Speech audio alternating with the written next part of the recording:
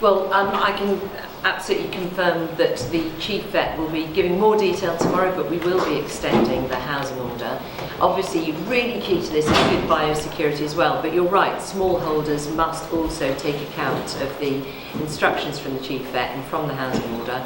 And we do encourage everybody, no matter how big or small their holding is, to actually look carefully at the advice and to follow it to the letter. So yes, we'll be extending the housing order until the end of February, and as I say, there'll be more from the Chief Vet about that tomorrow. At this time, very concerned. The message went out for poultry keepers to keep their birds indoors.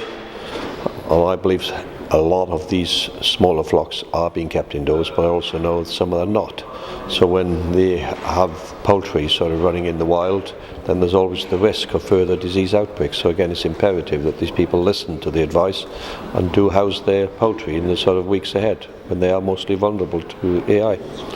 Well, I would hope that the governments, the Welsh Government in this instance, are delivering some pretty strong messages on this, and I believe if people are caught disobeying the rules, then they ought to be reprimanded.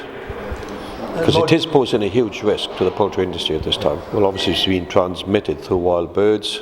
The AI virus is within those birds, it spreads. So again, biosecurity is going to be so important. And again, there is no sector within British farming that's more professional than the poultry sector.